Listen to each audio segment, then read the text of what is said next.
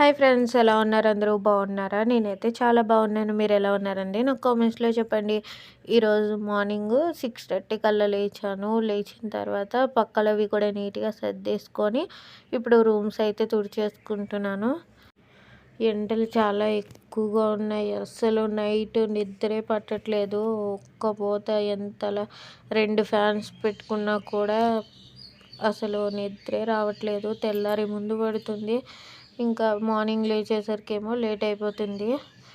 పెరుగు తోడపెట్టడం కోసం కొన్ని పాలు తీసేసి మా వారికి టీ పెట్టడం కోసం పాలు అయితే కాగబెడుతున్నాను. అలానే ఒక పక్క సోడిజా కూడా కాయడం కోసం నీళ్లు కాగబెట్టినాను. అలానే మల్లి చెట్టు ముదిరాకు వచ్చేసింది. ఇలా వచ్చేస్తే పువ్వులు పూయడం తక్కువ అయిపోతుంది. అందుకని ఈ ఆకంతా దూచేస్తే మళ్ళీ చిగురు పట్టి మొగ్గేస్తుందని చెప్పి ఎర్లీ మార్నింగ్ నేను మా హస్బెండ్ ఈ పని అయితే పట్టాం. మళ్ళీ ఎండ వచ్చేస్తే ఎండలో చేయలేము కదా. 8 అయ్యేసరికి ఇంకా ఇక్కడ మా మేడ మీద అయితే నుంచోలేకపోతున్నాం, అంతలా ఉంటుంది. ఆ పని అయిపోయిన తర్వాత బట్టలు కూడా వాష్ చేసేద్దామని ముందైతే నానబెట్టేస్తున్నాను. ఒక 10 నిమిషాల ముందు నానబెట్టేస్తే మురికంతా కూడా తొందరగా వదిలిపోతుందని ముందైతే నానబెట్టేస్తున్నాను.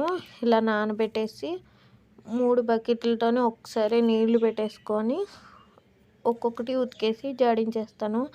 అలా అయితే తొందరగా అయిపోతాయి. ఇలా జాడించేసి గింజది పెట్టేసి బట్టలు అయితే ఆరబెట్టేశాను.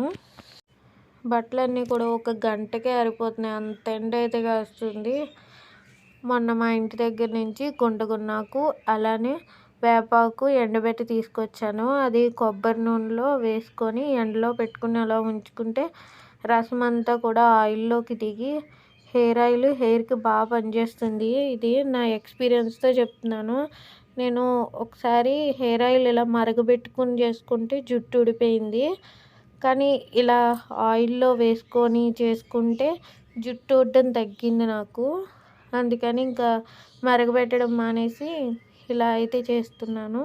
గుంటకున్నాకు వేపాకు అలానే ఎండబెట్టుకున్న ఉసిరికాయ ముక్కలు, ఉసిరికాయ పచ్చి ఉసిరికాయ ఉన్నా కూడా వేసుకోవచ్చు. ఇలా ఎండబెట్టినవి ఉంటే అవి వేసాను. అలానే మందార పువ్వులు కూడా వేసుకోవాలి. ఇప్పుడు నా దగ్గర లేవని వేసుకోలేదు, ఆ తర్వాత వేసుకున్నాను నేను. ఆ తర్వాత 1 స్పూన్ మెంతులు కూడా మన జుట్టుకి చాలా బాగా వర్క్ అవుతాయి. ఒక గుప్పెడు కరివేపాకు కూడా వేసుకోవచ్చు. కరివేపాకు నా హెయిర్కి అంతగా పడదు, అందుకని చెప్పి నేనైతే వేసుకోలేదు. మీకు పడితే వేసుకోవచ్చు. ఇలా ఒకరోజు ఎండలో పెట్టుకుంటే అందులో ఉన్న రసం అంతా కూడా ఆయిల్లోకి దిగిపోతుంది. నెక్స్ట్ వ్లాగ్లో ఆయిల్ ఎలా ఉందో కూడా మీకు చూపిస్తాను. ఇంకా ఫ్రెష్ అయిపోయి పూజ అయితే చేసుకుందామని ముందు రోజు పెట్టిన పువ్వులన్నీ కూడా తీసేసుకుంటున్నాను. మల్లి చెట్టు దూచే పనిలో పడి కిందకు వెళ్ళి మందార పూలు అవి కొయ్యలేదు. వేరే వాళ్ళు అయితే అన్ని పూలు కోసేసుకున్నారు. ఇంకా చెట్టుకున్న మల్లెపూలు అలానే కొన్ని చామంతి పూలు ఉంటే అవే పెట్టుకొని పూజ అయితే చేసుకుంటున్నాను. దీపారాధన అయితే చేసుకొని పూజ అయితే కంప్లీట్ చేసేసుకున్నాను. పూజ అయిపోయిన తర్వాత ఇప్పుడు సోడిజావ మజ్జిగ వేసుకొని తాగేస్తాను. ఆ తర్వాత దోసపిండి ఉంటే దోశలు వేసుకుంటున్నాను. మా హస్బెండ్కి ముందే వేసి ఇచ్చేసాను, ఆయన డ్యూటీకి కూడా వెళ్ళిపోయారు. పల్లీ చట్నీ దోశలు అయితే వేస్తున్నాను. ఇంకా పిండి కూడా లాస్ట్కి వచ్చేసింది. ఈరోజు ఇడ్లీకి వేయాలి. కొన్ని దోశలు వేసేసుకొని ఎంత చట్నీ ఉన్నా నాకు ఎందుకు కొంచెం ఆవకాయ పచ్చడి కానీ ఇలా కోరుడు పచ్చడి వేసుకొని తినడం ఇష్టం. అలానే వంటలోకి పప్పుచారు పెట్టి క్యాబేజీ టమాటా పచ్చడి చేస్తున్నాను. ఎండాకాలం కూరలు అవి కన్నా పప్పుచారు అయితే కొంచెం అన్నం తినబుద్ధి అవుతుంది. చల్లగా ఏదైనా తాగాలనిపిస్తుంది కానీ అన్నం అది కూడా సరిగ్గా తినబుద్ధి కాదు. వంట అయితే కంప్లీట్ అయింది. ఇప్పుడు అన్నీ కూడా నీట్గా సర్దుకొని గిన్నెలు అవి తోముకోవాలి. గ్యాస్ స్టవ్ అది కూడా నీట్గా తుడిచేసుకొని ఎక్కడక్కడ సామాన్లు పెట్టేసి ఇంకా వంటగది కూడా తుడుచుకొని వచ్చేస్తున్నాను. మార్నింగ్ తుడిచినా కూడా వంట చేసేటప్పటికి ఇంకా మళ్ళీ తుక్కది పడుతుంది కదా, నీట్గా తుడిచేసుకుంటే ఇంకా నీట్గా ఉంటుంది. ఇలా మొత్తం అంతా తుడుచుకొని రూమ్స్ అన్నీ కూడా ఒకసారి తుడుచుకుంటాను. ఇంకా గిన్నెలు కూడా వాష్ చేసేసుకున్నాను. ఈరోజు గిన్నెలు ఎక్కువగానే అయ్యాయి. ఆ తర్వాత మా వారు వచ్చే వరకు కూడా ఇంకా టీవీ సీరియల్స్ చూస్తూ కూర్చుంటాను. ఇంకా మా వారు వచ్చేసిన తర్వాత ఇంకా లంచ్ అయితే చేసేస్తాము. పప్పుచారు, కొంచెం మాకాయ పచ్చడి, అలానే వడియాలు కూడా వేపాను నంజుకోవడానికి. ఉత్తి పప్పుచారు అన్నా కూడా తినలేరు కదా. అన్నం వడ్డించేసుకొని భోజనం అయితే చేసేస్తున్నాము.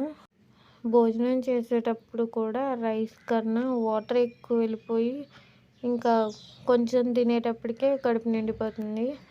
ఇంకా తినేసి కొంతసేపు అయితే పడుకున్నాము. ఎండకి అలా ఫోన్ చూస్తూనే నిద్ర పట్టేసింది.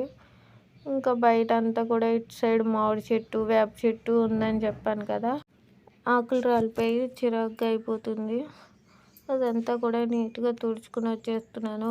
ఈవినింగ్ టైము కొంచెం చల్లగా ఉంటుంది ఇలా చెట్లు అవి ఉండడం వల్ల. కానీ మార్నింగ్ మాత్రం చాలా వేడిగా ఉంటుంది. ఇదంతా గచ్చు కదా, 10 అయ్యేసరికి ఇంకా అసలు బయటే నించోలేకపోతున్నాము. ఇడ్లీకి పప్పు అయితే నానబెట్టేశాను. పప్పు కడిగేసి ఇడ్లీ రవ్వ కూడా నానబెట్టేశాను. పప్పు కడిగేసుకొని మా తోటికోడళ్ళ వాళ్ళ గ్రైండర్లో అయితే వేస్తాను. నాకు ఇంకా గ్రైండర్ అయితే తెచ్చుకోలేదు, అందుకని వాళ్ళ దగ్గరికి వెళ్ళి గ్రైండర్లో పప్పు అయితే వేసేసాను. ఇంకా పప్పు అది రుబ్బేసి పైకి వచ్చేసి పాలు కాగబెట్టేసాను. టిఫిన్ కింద మినపట్టు అయితే వేసేసుకుంటున్నాను. పాలు నైటే కాచేసుకొని ఫ్రిడ్జ్లో పెట్టుకుంటే మార్నింగ్కి బాగా పైన తొరక కట్టి మీగడ బాగా వస్తుంది. నేనైతే అలాగే కాచేసి ఫ్రిడ్జ్లో పెట్టేస్తాను. మార్నింగ్ ఉతికిన బట్టలు అవి ఉన్నాయి, అవన్నీ కూడా ఫోల్డ్ చేసుకోవాలి. ఇప్పుడు భోజనం చేసిన టిఫిన్ చేసిన గిన్నెలు ఉన్నాయి, అవన్నీ తోమేసుకుంటే ఇంకా పని అయిపోయినట్టే. ఈ వ్లాగ్ని ఇక్కడితో ఎండ్ చేస్తున్నాను. నచ్చినట్లయితే లైక్ చేయండి, షేర్ చేయండి, సబ్స్క్రైబ్ చేయండి. Thank you for watching friends.